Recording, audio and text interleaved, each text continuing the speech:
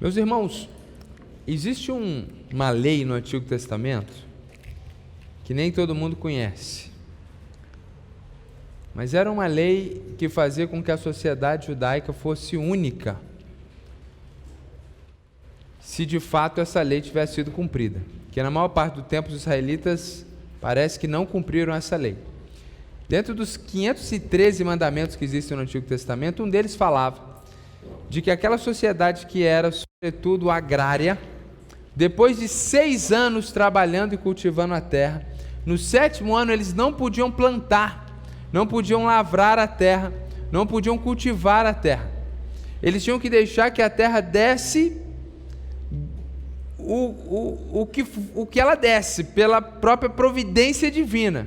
Certamente plantas nasceriam ali, diante da cultura que já era cultivada naquele local. Então, no local que se plantava trigo, certamente grãos teriam caído, ficariam e germinariam. No lugar onde azeitonas, uvas eram cultivadas, certamente as azeitonas produziriam, as oliveiras produziriam, seriam produzidas as azeitonas de uma forma mais natural. Já a parreira, a uva, nem tão naturalmente assim. E o povo deveria então comer daquilo que nascesse nesse 7º ano sem cultivar a terra. E nesse 7º ano deveria haver por parte do governo perdão de dívidas, nome do SPC e Serasa ser perdoado. Inclusive naquele tempo o SPC e Serasa era muito mais rigoroso que hoje. Se você não pagasse, sua família não pagasse, você virava escravo do seu credor. E aí nesse 7º ano, tudo voltava ao normal e você era livre e podia voltar para sua casa. Isso é chamado do ano do descanso da terra. Então, a cada 7 anos havia uma reorganização social e toda a nação era convidada a viver pela providência divina. Havia toda uma questão econômica que gerava uma grande colocação ali, recolocação em Israel. Pela dificuldade dessa lei, naturalmente, os judeus não cumpriram essa lei.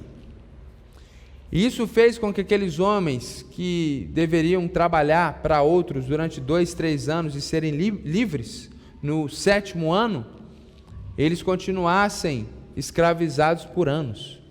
E Deus nunca intentou o trabalho escravo entre o teu povo, mas agora nós tínhamos os irmãos dentro do povo de Deus escravizando uns aos outros. Era um período também onde acontecia a reforma agrária. E as terras que foram vendidas para pagamento de dívidas e más decisões, elas voltavam às famílias originais, para que todos pudessem lavrar a terra e ter o que se alimentar. Isso não estava acontecendo mais. Então a injustiça, a cada 7º ano que isso não acontecia, ela ia aumentando.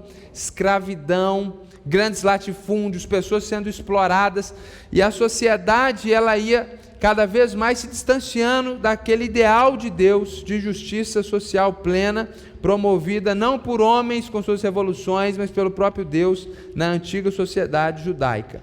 A gente aprende sobre isso, se você quiser ler na sua casa, em Levítico 25 e 26. Muito tempo se passou, séculos se passaram e essa lei não era observada. Então, esse povo, além de promover injustiça na sociedade, eles estavam adorando outros deuses, abandonando a adoração a Deus. Então, Deus decide levantar um império no planeta, o Império Babilônico, para trazer juízo, disciplina contra o seu povo corrupto, que promovia injustiças na sociedade e adorava deuses falsos que não eram Deus verdadeiro. Então, 2 Crônicas, no capítulo 36, no verso 21, o texto bíblico diz que o povo foi para o exílio por causa desses pecados, sobretudo para que houvesse descanso na terra. Então é impressionante a gente perceber que no primeiro momento a gente acha que Deus levanta os babilônicos para levar o seu povo para o exílio só por causa do pecado da idolatria teológica, por adorarem outros deuses. Mas de uma forma incrível, o autor das crônicas nos diz que parte do motivo deles terem ido para o exílio e irem sofrer debaixo do período babilônico é porque eles desprezaram essa lei do descanso da terra a cada 7 anos. E aí, o profeta Jeremias se levanta e diz que esse povo ficará cativo na Babilônia por 70 anos. Em 2 momentos no livro do profeta Jeremias, ele dá essa declaração profética em números absolutos. E ele diz que o povo ficaria cativo na Babilônia por 70 anos. E é interessante, porque assim como no 7º ano a terra deveria descansar, e eles desprezaram isso, agora o Senhor multiplica isso, e agora são 70 anos de descanso para a terra, que a terra não será lavrada, cuidada pelo seu povo original, pelo povo que recebeu essa terra. Então o profeta Daniel, ele conhecia a lei de Levítico 25 e 26, a lei do descanso da terra. E se você ler na sua casa, você vai perceber que uma das maldições que viriam sobre o povo, se eles não dessem o descanso no 7º dia e promover justiça nesse 7º ano, era que eles seriam extirpados da terra. Então Daniel conhecia essa lei, sabia o que o cronista tinha dito, sabia o que o profeta Jeremias tinha dito. Ele sabia que eles estavam sofrendo na Babilônia por causa de muitos pecados, sobretudo por causa desse pecado de não dar o descanso à terra, e ele sabia que esse período seria de 70 anos, como profetizado por um profeta anterior um pouco a ele, o profeta Jeremias. E o detalhe, o texto que nós leremos hoje, é um texto onde o profeta Daniel já está 66 anos cativos na Babilônia. Então ele sabe que o tempo do cativeiro está acabando, é tempo de Deus fazer algo, porque se a profecia era concernente a 70 anos, e eu já estou aqui há 66, algo está para acontecer. Então, conhecendo a profecia do profeta Jeremias, os 70 anos de disciplina e juízo, ele vai orar a Deus pedindo livramento, e Deus vai responder ele de forma imediata. E quão maravilhoso quando a gente ora e a gente tem uma resposta imediata. Só que a de Daniel é ainda mais especial, porque ele não recebe um direcionamento da parte de Deus, mas o próprio anjo Gabriel vem até ele para revelar a ele uma grande profecia. E esse texto que nós leremos hoje, certamente, essa parte da profecia do anjo Gabriel, é o texto mais difícil do livro de Daniel, e está candidato a um dos mais difíceis de todo o Antigo e até mesmo de toda a Escritura. Então nós precisamos de muita graça do Senhor, e eu creio que o Espírito de Deus há de nos ajudar. Nós vamos ler Daniel, capítulo 9, nessa manhã.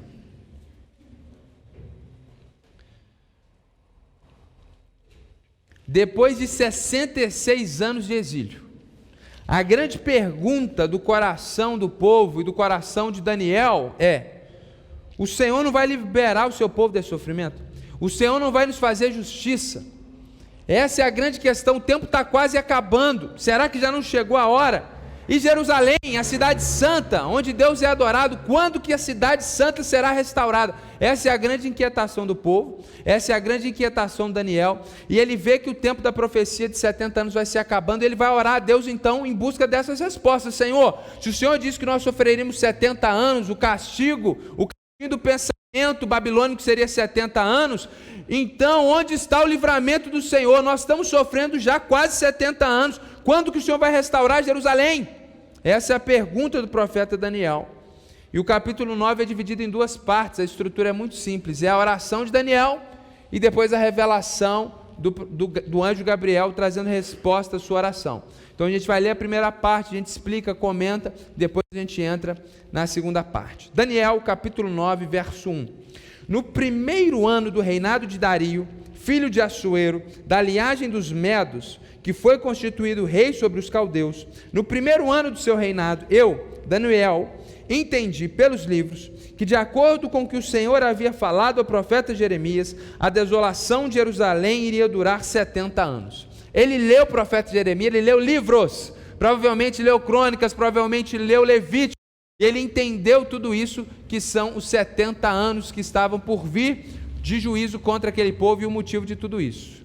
Isso aconteceu, ele teve essa compreensão no primeiro ano do reinado de Dario, ou seja, 66 anos depois que ele estava naquele cativeiro, e essa visão se deu, eu não sei se antes ou depois, mas muito perto do episódio que ele foi lançado na Cova dos Leões. Lembra dessa história, Daniel na Cova dos Leões? Essa visão foi ou um pouco antes ou um pouco depois daquele episódio, tá bom? Só para você se situar. Já é um Daniel idoso, possivelmente aqui na casa de 75 a 80 anos de idade. Não é na cova dos leões, é o Daniel ancião sendo jogado, precipitado da cova e agora tendo uma visão tremenda. Ele diz então no verso 3 que ele voltou o rosto ao Senhor Deus, para o buscar com oração e súplicas, com jejum, vestido de pano de saco e sentado na cinza. Orei ao Senhor meu Deus e fiz a seguinte confissão. Então Daniel, quando ele entendeu que o tempo do juízo estava acabando, ele vai tirar suas roupas de um estadista, sendo um dos principais líderes da Babilônia e governantes daquela nação. A gente vê isso no episódio da Cova dos Leões. Ele vai deixar a sua posição, ele vai vestir uma roupa de pano, é como se fosse uma roupa feita de pano de chão. Ele vai se assentar sobre as cinzas, que é o lugar onde eles queimavam lixo e ficava ali aquelas cinzas. Ele vai se assentar ali, vai se humilhar. É um ato público, é um ato físico, para mostrar a Deus que ele quer humilhar diante de Deus, ele quer suplicar libertação a Deus, só que ele não vai chegar batendo papinho com Deus. Ô Deus, você está vendo aí que a gente está oprimido, eu já estou quase morrendo, eu queria ver a terra prometida. Não, ele vai se humilhar diante do Senhor. Essa é a ideia de pôr essa roupa de pano de chão, de ir lá onde eles queimavam lixo, de pôr cinza na cabeça, e ele quer deixar muito claro para Deus com o seu corpo a sua humilhação diante do Senhor. Inclusive o texto bíblico diz que ele está jejuando a Deus, a oração não foi feita em alguns minutos e o anjo Gabriel veio, ele está em jejum. É uma oração que durou um bom tempo, talvez até alguns dias. E aí ele vai relatar o que ele estava orando, sobre o que ele estava orando. Ah, Senhor, Deus grande e temível, que guardas a aliança e a misericórdia para os que te amam e guardam os teus mandamentos. Nós temos pecado e cometido iniquidades, procedemos mal e fomos rebeldes, afastando-nos dos teus mandamentos e dos teus juízos. Mas demos ouvidos aos teus servos, os profetas. Não demos ouvidos aos teus servos, os profetas, que em teu nome falaram aos nossos reis, aos nossos príncipes, aos nossos pais e a todo o povo da terra. A ti, ó Senhor, pertence a justiça, mas a nós cabe o corar de vergonha, como hoje se vê, a saber, aos homens de Judá, aos moradores de Jerusalém, a todo Israel, tanto os de perto como os de longe, em todas as terras para onde os expulsaste, por causa das transgressões que cometeram contra ti. Ó Senhor, a nós pertence o corar de vergonha, aos nossos reis, aos nossos príncipes, aos nossos pais, porque temos pecado contra ti. Ao Senhor nosso Deus pertence a misericórdia e o perdão, pois nos rebelamos contra ele e não obedecemos à voz do Senhor, nosso Deus, para andarmos nas suas leis, que nos deu por meio de seus servos os profetas. Sim, todo Israel transgrediu a tua lei e se desviou, deixando de ouvir a tua voz. Por isso, as maldições que estão escritas na lei de Moisés, servo de Deus, e que foram confirmadas com juramento, se derramaram sobre nós, porque pecamos contra ti. Ele confirmou a sua palavra, que falou contra nós e contra os nossos juízes que nos julgavam, e fez vir sobre nós um grande mal. Nunca antes, debaixo do céu, havia acontecido algo como o que aconteceu com Jerusalém. Como está escrito na lei de Moisés, todo este mal nos sobreveio. Mesmo assim, não temos implorado o favor do Senhor nosso Deus, para nos convertermos das nossas iniquidades e nos aplicarmos à tua verdade. O Senhor tinha preparado esse mal e o fez cair sobre nós, pois o Senhor, nosso Deus, é justo em tudo o que faz, e nós não obedecemos a sua voz. Essa é a primeira parte da oração, meus irmãos, onde ele vai, nesse primeiro momento, confessar o seu pecado, confessar o pecado do povo, vai reconhecer que eles merecem o exílio. No lugar de ficar fazendo aquelas perguntas por quê, ele vai reconhecer: nós merecemos. A tua palavra disse que isso aconteceria se nós pecássemos, e o teu juízo veio, não porque o Senhor é mau, mas porque o Senhor é justo juiz. Então ele está naquela posição de humilhação, confessando seus pecados, reconhecendo que ele merece aquilo tudo porque ele é pecador e o seu povo é pecador. Ele cita aqui os livros da lei de Moisés, tendo em vista tudo isso que nós falamos aqui de Levítico, de tudo mais que nós temos ali. Ele reconhece que aquela posição não é uma posição onde ele pode determinar a vitória, Ele reconhece que aquela não é uma posição onde ele pode decretar a libertação. Pelo contrário, em jejum, em contrição e humilhação, ele se rasga diante de Deus e diz: Deus, nós merecemos isso, não é porque o Senhor é mau, porque o Senhor é justo, a gente não presta. E a gente que deveria estar clamando ao Senhor, pedindo misericórdia, nem isso a gente está fazendo. Eles se acostumaram com a vida de disciplina. Eles estavam sendo disciplinados por Deus, e é como aquela criança que é disciplinada todo dia e faz o errado todo dia. Assim se tornou o povo de Israel. E ele está agora se humilhando, pedindo: Senhor, tem misericórdia de nós, exaltando a justiça de Deus e reconhecendo os seus pecados. E a partir do verso 15 e do verso 19, então, ele vai pedir misericórdia de Deus, vai pedir piedade a Deus, e vai dar um motivo para Deus ter misericórdia deles, uma vez que eles não merecem misericórdia e sim juízo. Ele vai trazer um motivo muito especial, que ele vai tentar motivar a Deus a ter misericórdia deles. Verso então 15: Ó Senhor, nosso Deus, que tiraste o teu povo da terra do Egito com mão poderosa, e adquiriste a fama que tens até o dia de hoje, nós temos pecado e cometido iniquidade. Ó Senhor, segundo todas as tuas justiças, afasta a tua ira e o teu furor da tua cidade de Jerusalém, do teu santo monte, porque por causa dos nossos pecados e por causa das iniquidades dos nossos pais, Jerusalém e o teu povo se tornaram objeto de deboche para todos os que estão ao redor de nós. E agora, ó nosso Deus, ouve a oração e as súplicas do teu servo, por amor do Senhor, faze resplandecer o teu rosto sobre o teu santuário que está abandonado. Inclina, ó Deus meu, os ouvidos e ouve, abre os olhos e olha para a nossa desolação e para a cidade que é chamada pelo teu nome. Lançamos as nossas súplicas diante de ti, não porque confiamos em nossas justiças, mas porque confiamos em tuas muitas misericórdias. Ó Senhor, ouve. Ó Senhor, perdoa. Ó Senhor, atende-nos e age. Não te demores, por amor de ti mesmo, ó meu Deus, porque a tua cidade e o teu povo são chamados pelo teu nome. O pedido de misericórdia dele não é porque eles estão sofrendo. O pedido de misericórdia dele não é porque ele está quase morrendo e deseja regressar a Jerusalém. O pedido de misericórdia é porque o nome de Deus estava sendo envergonhado por causa dos pecados do povo. Então ele está motivado a buscar a glória do nome de Deus. E ele diz: assim como o Senhor tirou o teu povo do Egito, e até hoje os povos sabem do grande milagre que foi a nossa libertação do Egito, agora ao contrário, os povos estão zombando do nome do Senhor. Agora os povos dizem: o Deus dos judeus não é nada, não é ninguém, porque não tem poder para livrá-los. Então, Senhor, livra-nos, restaura Jerusalém, restaura o templo, leva-nos de volta para aquele lugar, e assim todas as pessoas vão saber que o Senhor é grande e poderoso. A motivação dele não é o alívio do seu sofrimento, mas ele está interessado em ver a libertação e a restauração do povo de Deus e de Jerusalém, para que o nome de Deus seja glorificado. Meus irmãos, eu tenho pensado muito, inclusive, sobre fazer uma pregação no livro de Daniel, para a gente aprender sobre oração, talvez ao final aqui da exposição de Daniel, porque como é diferente essa oração de tudo que a gente viu até aqui, e como é diferente essa oração daquela que nós fazemos todos os dias. Senhor, me dá porque eu estou precisando. Senhor, me dá porque eu estou triste. Senhor, me liberta porque eu estou sendo injustiçado.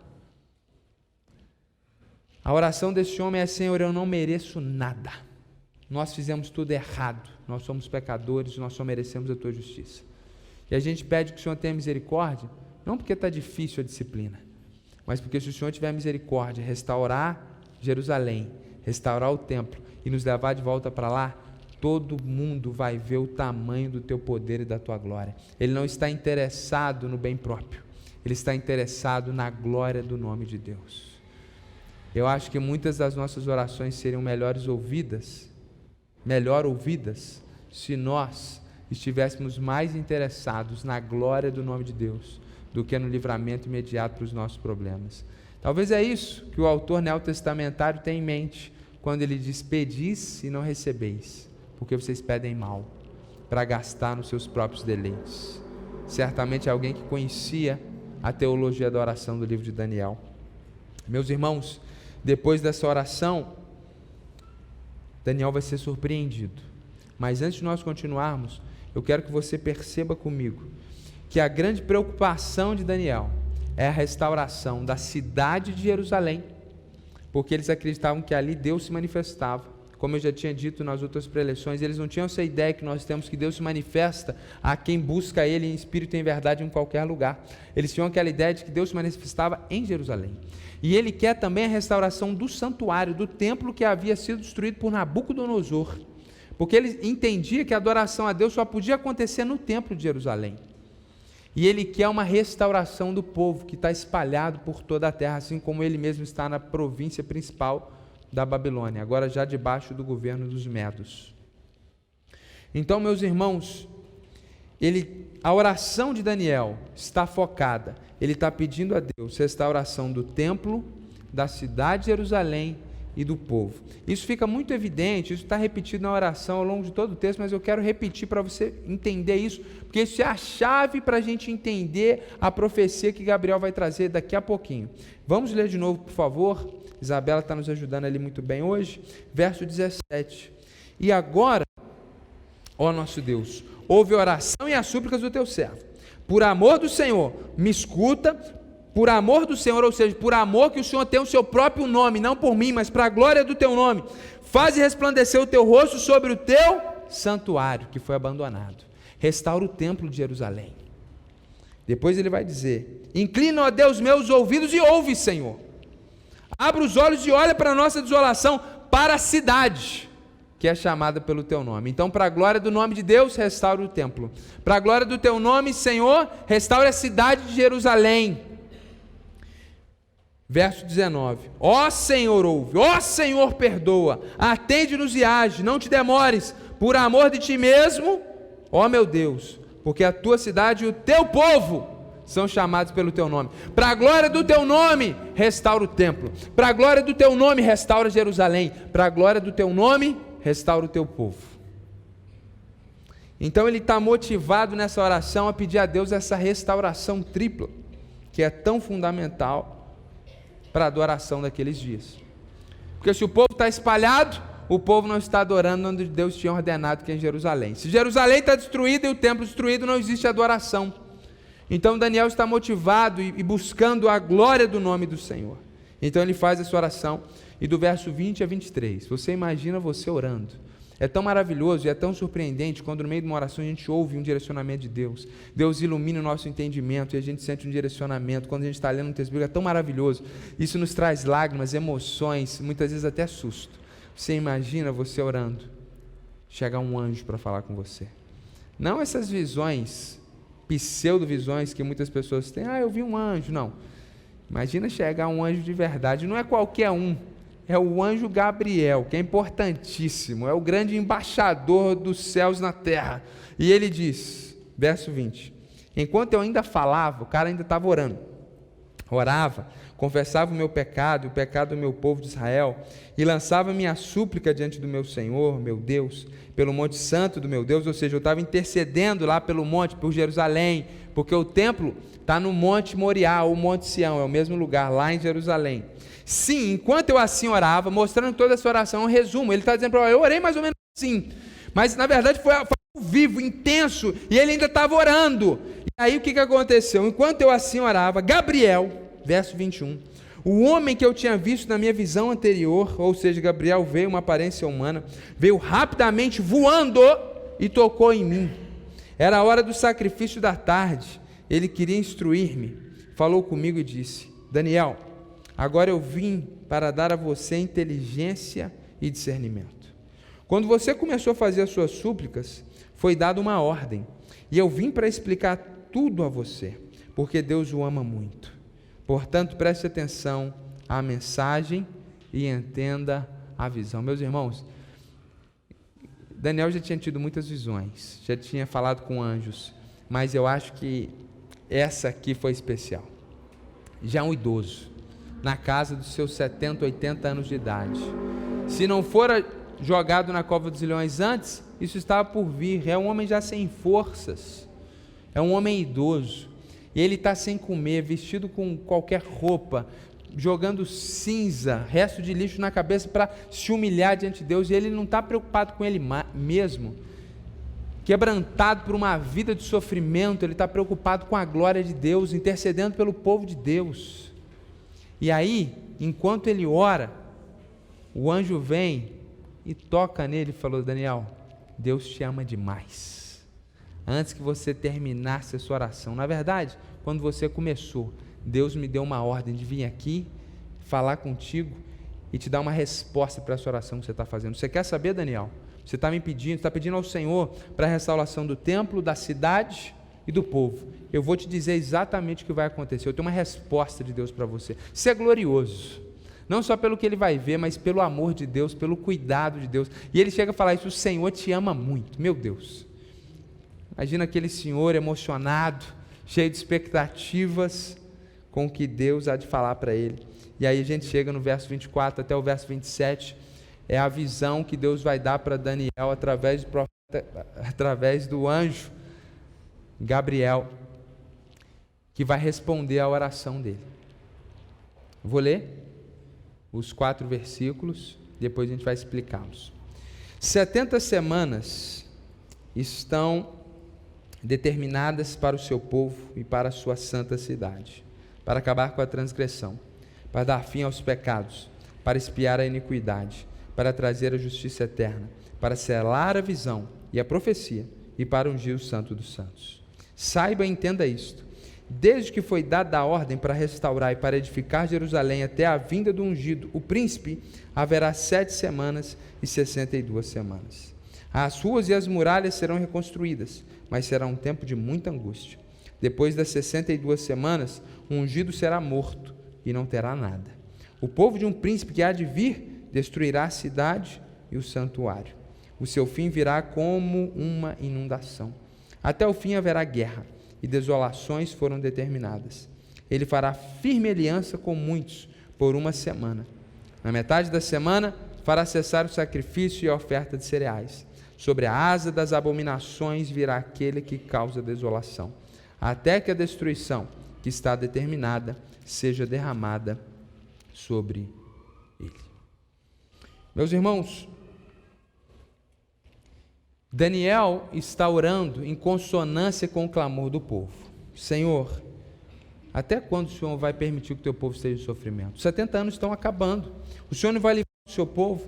E a cidade santa em Jerusalém, quando que elas serão restauradas? E a gente vê que o foco da oração é esse: a restauração do povo, a restauração da cidade de Jerusalém e a restauração do templo de Jerusalém.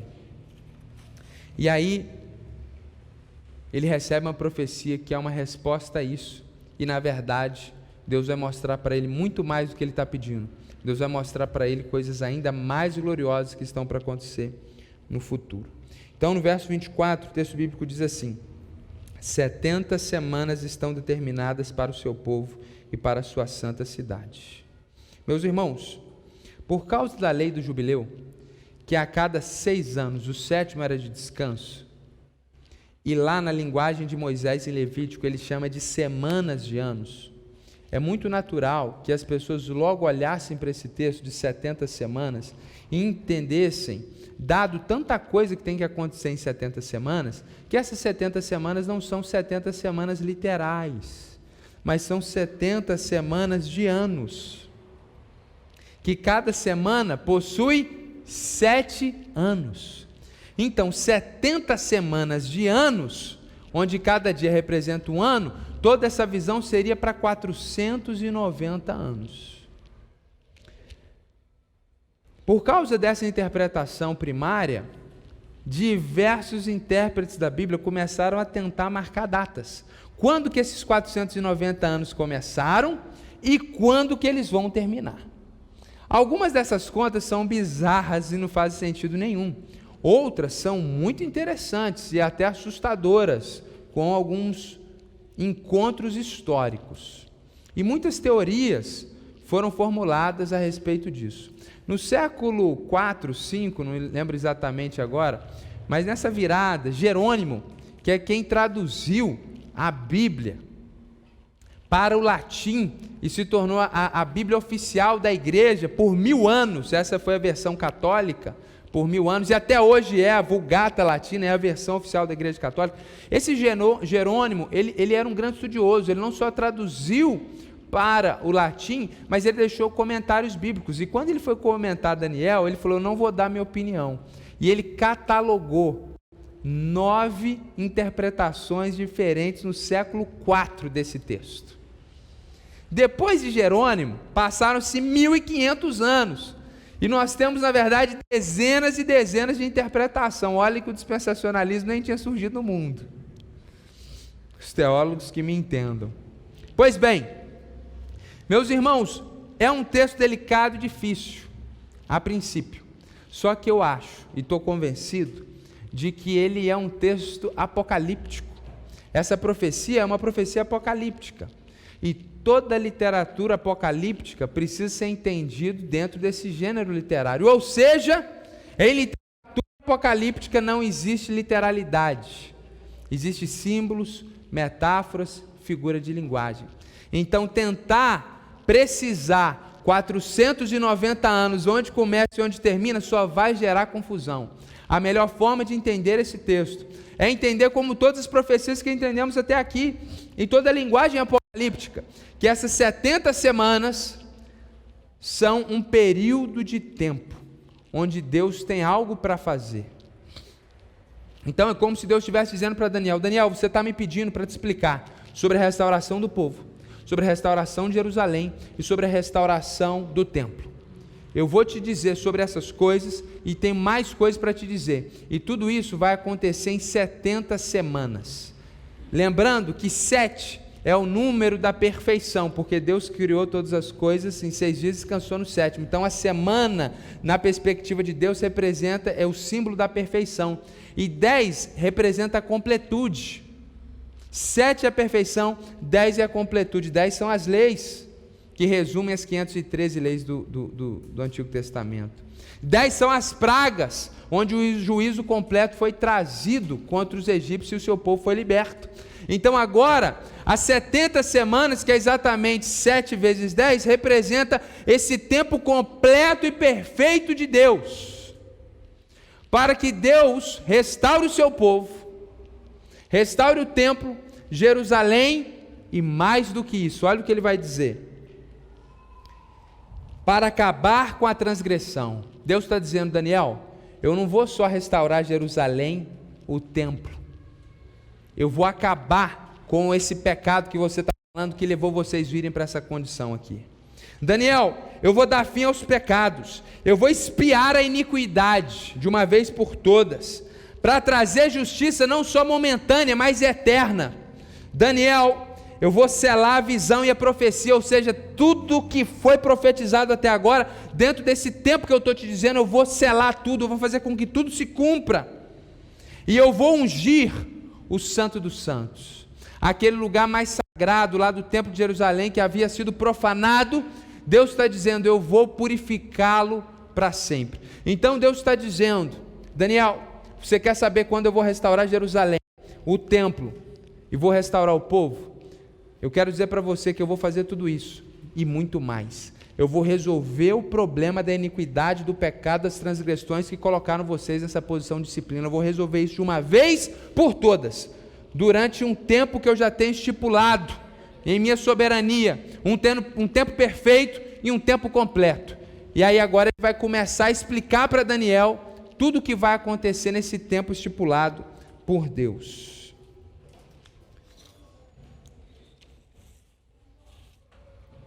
Verso 25. Saiba e entenda isso.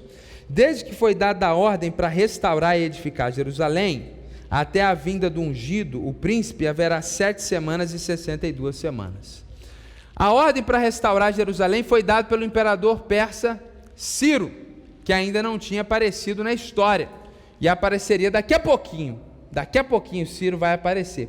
Então ele está dizendo, olha, vai vir uma pessoa que vai dar uma ordem, a ordem para restaurar e edificar Jerusalém. Aqui é a primeira resposta de oração.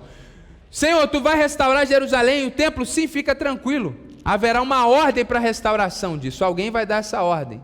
Isso aconteceu alguns anos depois. Restaurar e edificar Jerusalém. E ele fala da vinda do ungido. E a palavra ungido, se a gente traduzir ela para o grego, nós chegamos na palavra Messias. O ungido aqui é o Messias.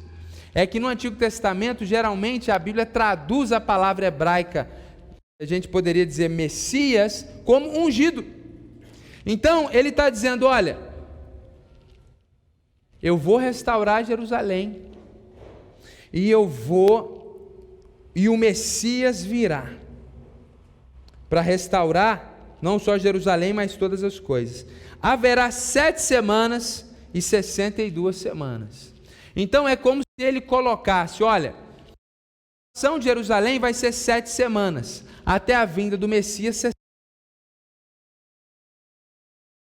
A restauração do templo está perto, são só 7 semanas. A vinda do Messias, que não vai restaurar só o templo, mas vai restaurar todas as coisas e acabar com a transgressão efetivamente, vai demorar um pouco mais, são 62 semanas. E aí ele vai dizer o seguinte: as ruas e as muralhas serão reconstruídas, mas será um tempo de muita angústia. Ele diz, olha, dentro dessas 7 semanas, ou seja, haverá restauração de Jerusalém, haverá restauração do templo, mas vai ser um tempo de angústia, isso não vai ser fácil, vai ser difícil. Então Deus está respondendo para ele o seguinte: eu vou restaurar Jerusalém, eu vou restaurar o templo, não vai ser fácil, não vai ser difícil. Isso vai acontecer daqui a pouco, fica tranquilo. Só que a grande restauração que você quer não está na restauração do templo, está na vinda do Messias. Isso vai demorar um pouco mais. Isso vai demorar bem mais, na verdade. É depois de 62 semanas. É isso que Deus está dizendo para Daniel. E é interessante que quando a gente lê o livro de Esdras, de Neemias, a gente vê exatamente isso, que a reconstrução do templo de Jerusalém foi debaixo de guerra. Os caras teve uma época que os pedreiros e serventes trabalhavam com a espada na mão. Então a situação foi bem delicada, foi bem difícil, como profetizado aqui. Verso 26. Depois das 62 semanas, e aqui é uma coisa interessante, lembra que ele falou 7 semanas para a restauração do templo, 62 até a vinda do Messias. Quando ele fala depois de 62, ele está deixando implícito que já aconteceram 7. Ou seja, depois de 69 semanas, ou em outras palavras, na 70ª semana, na semana de número 70, ou seja, na última semana, algumas outras coisas muito importantes vão acontecer. E aí ele vai falar o que vai acontecer na 70ª semana. O ungido será morto e não terá nada. O Messias vai morrer na 70ª semana. Então ele está dizendo, Daniel, daqui a pouquinho haverá restauração de Jerusalém. Vai ser difícil, mas vai acontecer, do templo também. Vai demorar um pouco mais e o Messias vai vir. Quando a gente chegar na última semana, ou seja, no último período do que Deus tem para fazer, o Messias vai vir e o Messias vai ser morto. O povo de um príncipe que há de vir, e aqui é uma alusão aos romanos, destruirá a cidade e o santuário. Então ele disse, a cidade e o santuário vão ser restaurados, mas um príncipe que há de vir, os romanos virão, e eles vão destruir a cidade e o templo. O seu fim virá como inundação. Até o fim haverá guerra e desolações foram determinadas. Então ele diz, Daniel, você está preocupado, meu querido, com a restauração do templo? Deixa eu te dizer, daqui a pouquinho ele vai ser restaurado. Mas por causa do pecado de vocês, ele vai ser destruído de novo. E até disse aqui que isso aconteceu em 70 depois de Cristo, já dei essa informação em outra pregação, quero repetir. Errei aqui citando Tito Livre, que na verdade foi historiador romano e não imperador. Quem destruiu foi Tito Vespasiano, o grande imperador conhecido Vespasiano, que antes era general e se tornou imperador. Então Tito Vespasiano, ele destrói, meus irmãos, e Jesus disse que não sobraria pedra sobre pedra, e destrói tudo. É como se esse templo aqui fosse todo destruído, se esse espaço de culto fosse todo destruído, e a legião romana, 6.000 homens ficaram acampados em cima das pedras, montaram um acampamento, Eles destruíram Jerusalém, destruíram o templo, destruíram tudo, como está profetizado aqui. E até o fim do mundo haverá guerra, desolações foram determinadas. É por isso que Jesus, lá em Mateus 24, ele vai dizer: olha, quando vocês ouvirem de guerras e rumores de guerra, fiquem tranquilos, é só o princípio das dores. O mundo não vai acabar com bomba atômica, terceira guerra mundial, guerra zumbi, e não é isso. Já está profetizado aqui, haverá muitas guerras, muitas tragédias acontecerão. Então, ele está dizendo, na última semana do relógio de Deus, na última semana do tempo de Deus, o Messias vai vir, o Messias vai ser morto, o templo vai ser destruído. Verso 27, ele fará firme aliança com muitos, por uma semana. Qual semana? A 70ª semana. É uma linguagem profética, então ele inverte a ordem dos fatores aqui. O que ele está dizendo é, nessa 70ª semana, o Messias que vai ser morto, o Messias que profetizou a destruição do templo e da cidade, de fato se cumpriu. Esse mesmo Messias fará firme aliança com muitos, por uma semana. Ou seja, durante esse período da 70ª semana, esse Messias que haverá de ser morto, ele vai deixar uma aliança feita com muitas pessoas. E a ideia aqui é, não somente com os judeus, mas com muitos, até com juízes foranos, lá no ano de 2023. Esse que fez uma firme aliança é Jesus Cristo, e fez com o seu povo chamado igreja. Então ele está dizendo, o Messias vai ser morto, mas ele vai deixar uma aliança firmada e inabalável. Lembra quando ele disse, um dos últimos, repete mensalmente, este sangue, Jesus disse, é o sangue da nova aliança. Quando você toma a ceia, você está reafirmando a nova aliança que ele fez com muitos, não com todos, com muitos, entre os quais pela graça nós estamos. Meus irmãos, ele fez essa aliança conosco. Na metade da semana fará cessar o sacrifício e a oferta de cereais. Essas duas, oferta de cereais e sacrifícios, são termos genéricos que falavam sobre todo tipo de animais mortos no templo de Jerusalém, cereais que eram queimados em oferecimento a Deus. Na metade da semana, o Messias vai fazer cessar o sacrifício. Por quê? Ele não está falando aqui da destruição do templo, ele está falando da morte do Messias, porque quando o Messias morrer, como diz o autor dos Hebreus, será o único, perfeito e suficiente sacrifício. Não será mais necessário matarmos animais e oferecermos cereais, trigo queimado para Deus, porque o sacrifício pleno e perfeito foi feito. Então o Messias, ele vai ser morto. Antes disso, ele fará uma firme aliança, que mesmo com a sua morte, permanecerá até o seu retorno, e nós estamos aqui para provar isso. E esse Messias, quando ele morrer, ele vai acabar com o sistema de morte de animais no templo, porque ele é o que tira o pecado do mundo. Sobre a asa das abominações, ou seja, nessa 70ª semana, virá aquele que causa desolação. Ou seja, haverá destruição do templo, ele está repetindo. É a ideia das asas da abominação, aquela ideia da ave de rapina que vem e pega a sua presa de forma rápida e terrível, até que a destruição que está determinada seja derramada sobre ele. Ele conclui dizendo, mas esses que vão destruir o templo, eles serão também destruídos. E a gente vê no século V a destruição, a queda de uma forma dramática, trágica e desesperadora.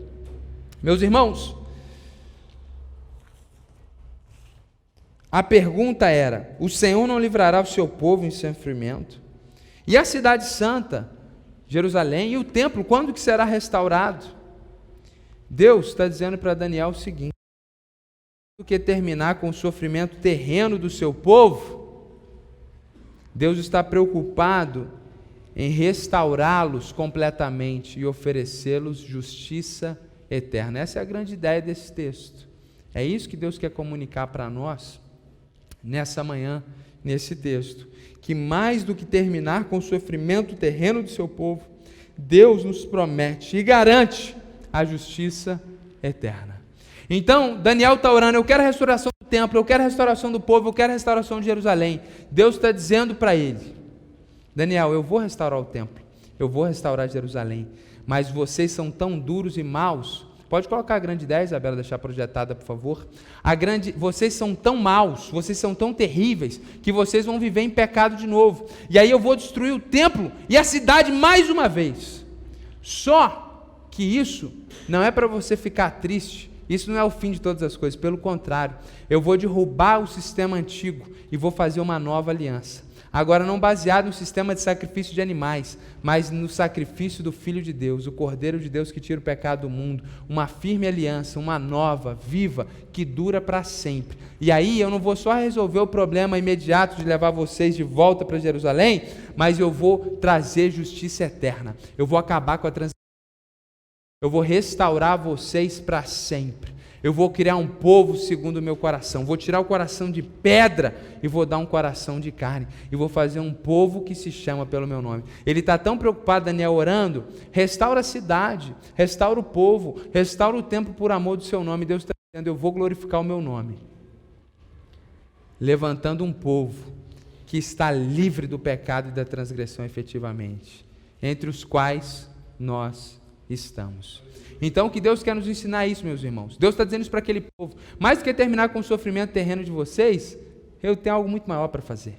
E aqui a gente aprende algo incrível, enquanto a gente caminha para o final. Meus irmãos, muitas vezes nós temos orado a Deus preocupados somente com o nosso sofrimento terreno.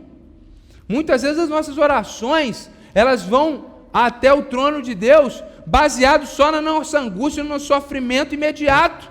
No nosso contexto imediato, nas nossas dores, nossos problemas monetários, nossos problemas biológicos, nossas questões de saúde, nossas inseguranças, nossos medos do futuro, nós estamos autocentrados e buscando a ajuda de Deus. Nós estamos motivados e muitas vezes o combustível da nossa oração, a lenha da nossa fogueira é um desconforto, é um sofrimento. E é por isso que muitas vezes quando tudo vai bem, a gente ora menos. E a gente está aprendendo aqui que Deus está muito mais com a nossa justiça eterna. Deus está muito mais preocupado com o que Ele está fazendo na sua vida e com o seu povo para a eternidade. Nós não podemos ser tão limitados a ponto de recorrermos ao Senhor como os adoradores de Baal faziam, os adoradores dos deuses babilônicos faziam, somente para resolver problemas.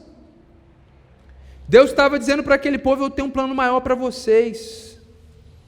E nós então podemos nos relacionar com Deus e orarmos ao Senhor com essa perspectiva correta, buscando a glória de Deus, exaltação do nome de Deus, e não só buscando nossos próprios interesses, não preocupado com a resolução dos nossos pequenos problemas, mas já contemplando que o grande problema da nossa vida, que é o pecado, que nos levaria para o inferno e faria com que a gente sofresse muito mais do que aquele povo estava sofrendo na Babilônia, esse grande problema já foi resolvido, porque Jesus já morreu no nosso lugar. Ele nos prometeu e nos garante, com o sangue de Cristo derramado naquela cruz, a justiça eterna. Isso muda a nossa perspectiva, porque muitas vezes nós estamos em busca de consolo da parte de Deus, oramos do Senhor até quando? Não faça isso, Senhor me cura, Senhor eu preciso, e nós estamos orando ali em busca de consolo, e parece que Deus não está falando com a gente, e talvez Ele não está ouvindo, Ele não está falando o que você quer ouvir. Mas aqui nesse texto, Deus está falando poderosamente contigo. Deus está dizendo para você, meu filho, minha filha, como Ele disse para Daniel, certamente você é amado. Olha, o que você está preocupado com essas pequenas coisas? O grande problema da sua vida, que era o pecado, eu já levei sobre mim as suas transgressões, eu já trouxe justiça eterna, você faz parte do meu reino, você é povo adquirido, você agora é nação sacerdotal. Você agora faz parte do grande povo de Deus. Nós temos uma firme aliança que não é abalada por nada, nem pelos pecados que nós cometemos. O Senhor, Ele quer mostrar para você, Ele já te deu muito mais do que qualquer coisa que você acha que você precisa. E isso nos leva a uma nova dimensão, uma nova compreensão do nosso relacionamento com Deus e das nossas orações. Eu não quero de maneira nenhuma desencorajar você a falar para Deus na sua intimidade dos grandes problemas. seu coração, faça isso, não tem problema algum. Mas não se esqueça disso. Não entre em desespero. Deus não me ouviu, Deus não me respondeu, Deus não está fazendo. Deus já fez muito mais do que você precisa.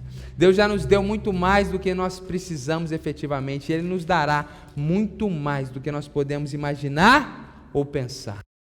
Porque aquele que nem o seu próprio filho poupou, não nos dará com ele também todas as coisas. É a promessa que o Senhor tem feito para nós. Essa é a promessa que o Senhor tem feito para você. Mais do que terminar com o sofrimento terrível do seu povo, Deus nos promete e garante a justiça eterna. Então sim, meus irmãos, às vezes nós iremos sofrer. Às vezes Deus nos dará livramento na terra e às vezes não nos dará. Às vezes a cruz se tornará pesada, ainda que o Espírito possa fazer que esse fardo se leve suave do Mestre Jesus. Sim, meus irmãos, às vezes a enfermidade não vai ser curada, às vezes o problema vai se multiplicar, mas não há motivo de desespero, de pânico, de dor, de sofrimento, de desesperança. Ele nos promete e nos garante algo maior: justiça eterna. O Senhor não se esqueceu daquele povo na Babilônia. Daniel está desesperado, foi até jejuar, coitado. Será que o Senhor se esqueceu de nós? E muita gente está assim. Ele não se esqueceu de você. Ele não se esquece dos seus filhos. O guarda de Israel não dorme, ele nem cochila. Os olhos dele estão sobre a sua vida, dia e noite, guardando você, conduzindo a sua vida, porque você foi chamado para a glória do nome dele. É por isso que ele nos ensinou a orar: Pai, santifica o teu nome. Ou seja, em consonância com a oração de Daniel, nós devemos orar para que o nome de Deus seja santificado nas nossas vidas.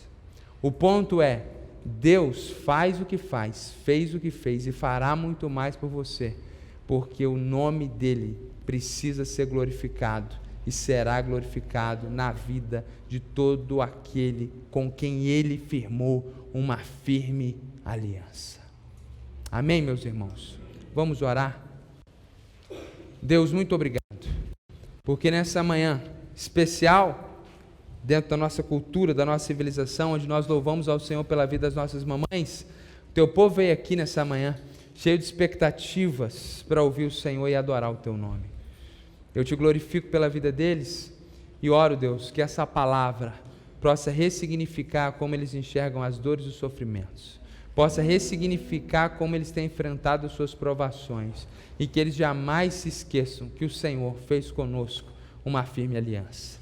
E essa certeza de amor, essa certeza de que nós somos muito amados como Daniel em Cristo Jesus, essa certeza, Deus, de que o Senhor é para conosco, essa certeza de que o Senhor está no controle do tempo e da história, ela possa trazer consolo e paz para o seu povo. Abençoa a tua igreja, nos dê um domingo na tua presença, em nome do Senhor Jesus. Amém, Senhor.